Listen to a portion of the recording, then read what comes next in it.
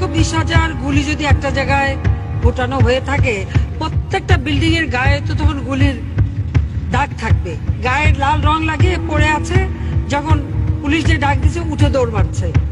দিন অসংখ্য মানুষকে সেদিনের অভিযানে তৎকালীন সরকার প্রধান শেখ হাসিনার ভূমিকা নিয়ে বিভিন্ন মহলে রয়েছে গুরুতর অভিযোগ ও বিতর্ক। একই সঙ্গে থেকে 23 এপ্রিল পর্যন্ত আলটিমেটাম দেয়। দাবি না মানায় 5 মে পূর্ব ঘোষিত ঢাকা অবরোধ কর্মসূচিতে দেশের বিভিন্ন প্রান্ত থেকে স্থলে অবস্থান নিলেও সবচেয়ে বড় প্রশ্ন তৈরি হয় রাতের অভিযানে। গভীর রাতে পুলিশ, র্যাব ও বিজিবির যৌথ অভিযানে সমাবেশ সরিয়ে দেওয়া হয়। প্রত্যক্ষদর্শীদের ভাষ্য অনুযায়ী অভিযানের আগে এলাকা জুড়ে বিদ্যুৎ বিচ্ছিন্ন করা হয়। তারপর শুরু হয় দ্রুত অভিযান। সরকারি দলের গণহত্যায় মারা যান হেফাজতে ইসলামের অসংখ্য নেতাকর্মী। With cameras. Also, there were footage that shows that there were people who were lying down as if they were dead bodies.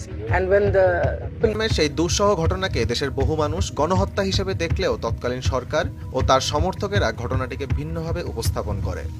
অভিযোগ আছে, ঘটনার প্রকৃত চিত্র সামনে আনার চেষ্টা করলে গণমাধ্যম কর্মীরাও চাপ, নিপীড়ন ও বাস্তব বয়ান জনসমক্ষে আসার পথ রুদ্ধ করতেই এই পদক্ষেপ নেওয়া হয়েছিল, যা সত্য প্রকাশকে আরও সংকুচিত করে তোলে। সত্য প্রচারের মুখে বাধা হয়ে দাঁড়ায় শেখ হাসিনার সরকার।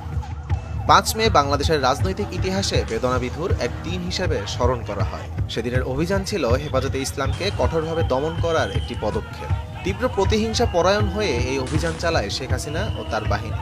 এমনকি ভারতের ইন্ধন রয়েছে বলেও দাবি অনেক বিশ্লেষকদের। আহমদ জামিল হক, নয়া দিগন্ত। তার মুখে পড়েন।